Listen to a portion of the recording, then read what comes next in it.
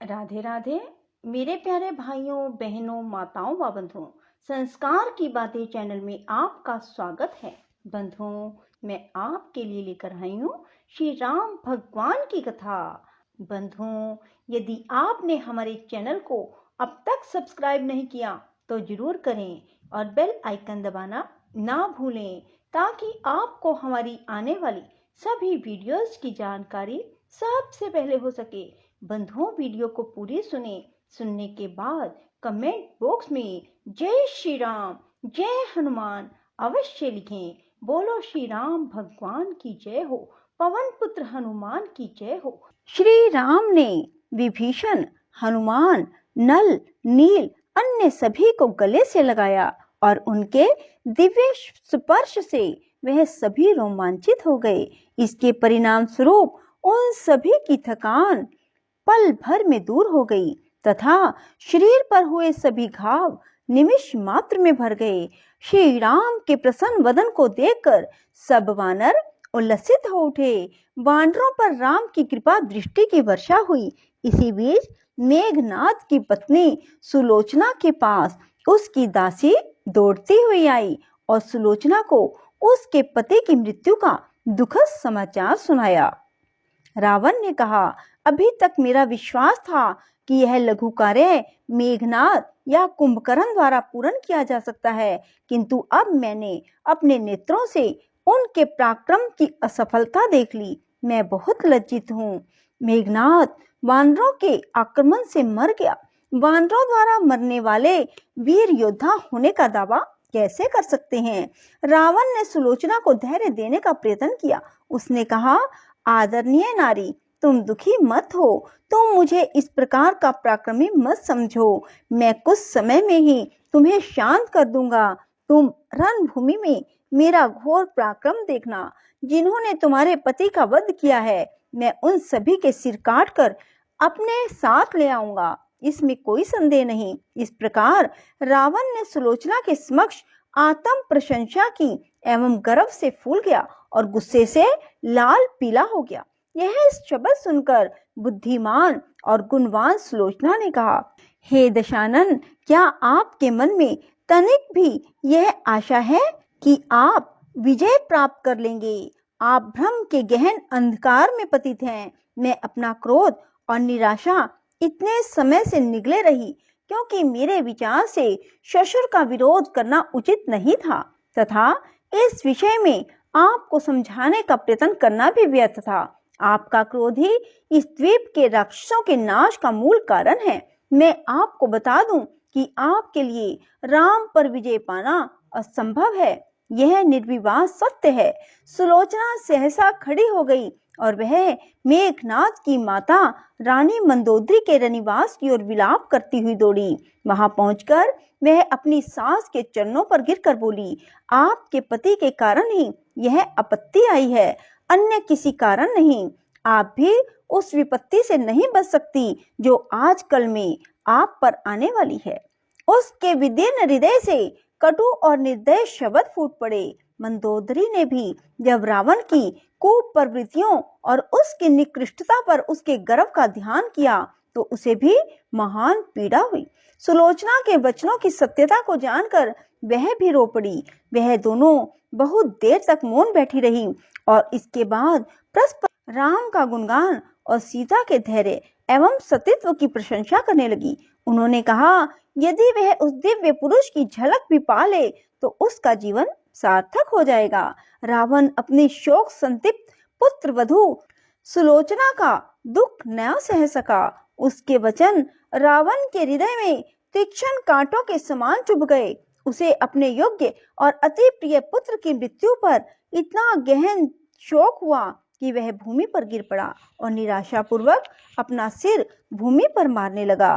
फिर वह खड़ा हो गया और उसने अपने प्रिय मंदिर में शिव की प्रतिमा के समक्ष अपनी संपूर्ण वेदना अर्पित कर दी।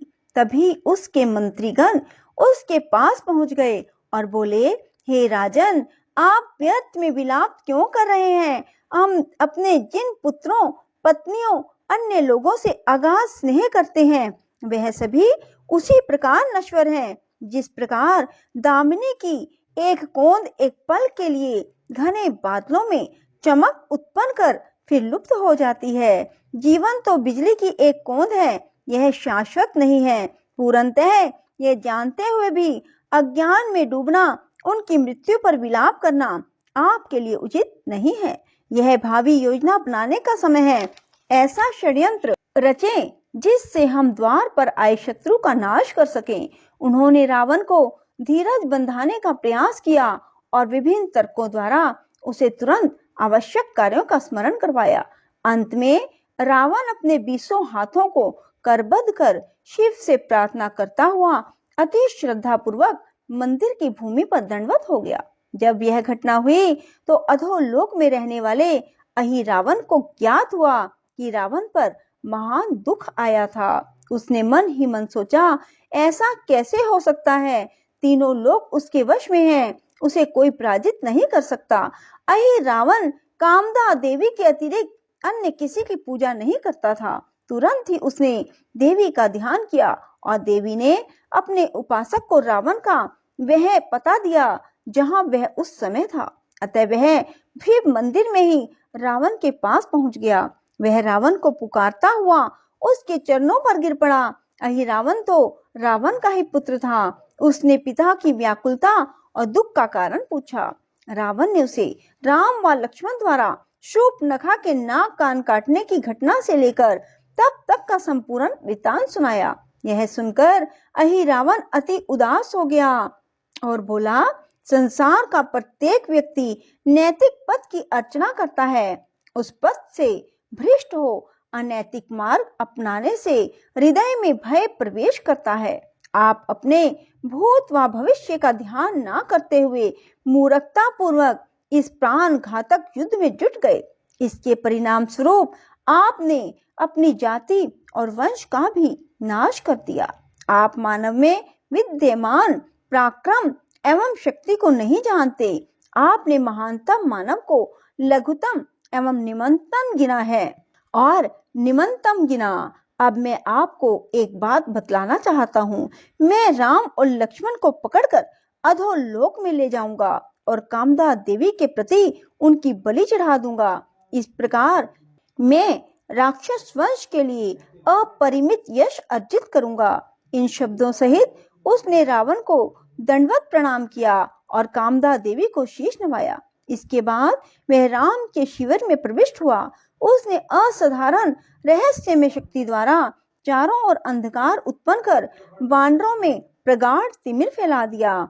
कोई भी उस गहन अंधेरे में अपनी हथेली तक नहीं देख सकता था, किंतु शिविर में वानर बहुत सतर्क थे। उस स्थान पर तो मृत्यु भी आने का साहस नहीं कर सकती थी। रक्षक हनुमान ने अपनी पूंछ अत्यधिक लंबी कर शिविर के चारों ओर उसे कई घेरों में लपेट लिया, जिससे उन घेरों से एक दृढ़ पर्वत के समान ऊंचाई बन गई। उस दुर्जय दुर्ग में प्रवेश पाने के लिए एक ही द्वार था, जिस पर हनुमान स्वयं बैठे थे। अहिरावण पूंछ में लिपटे दुर्ग को देखकर बहुत भयभीत हो गया। वह इस सुरक्षा प्रबंध को देखकर कोई चाल नहीं चल सका। इसके बाद उसे एक युक्ति सूझी। उसने विभीषण का रूप धारण कर लिया और द्वारपाल हनुमान से बोला, मित्र, मुझे राम के पास जाना है। मैं उन्हीं की स्वीकृति से संध्या वंदना करने शिविर के बाहर गया था। मैंने वह अभी अभी समाप्त किया है। यदि मैं अविलंब भीतर नहीं जाऊंगा तो मुझे राम के आदेश का उल्लंघन करने का पाप लगेगा। अतः मुझे शिविर में जाने दो। हनुमान ने उसके वचन सुनकर उसके रूप को देखकर उसे विभीषण ही समझा। उन्होंने उसे शिविर में जाने दिया। उसने देखा कि नल, नील और सुग्रीव दोपहर के भीषण संग्राम से थके हुए होने के कारण गहन निद्रा में सो रहे थे। राम भी अपने भाई लक्ष्मण का हाथ अपने हाथ में थामे सो रहे थे। राम विभीषण के उस मिथ्य रूप से अनभिज्ञ नहीं थे। मानव रूप में अवतार लेने का उद्देश्य था पृथ्वी पर संपूर्ण राक्षस जाति का नाश करना।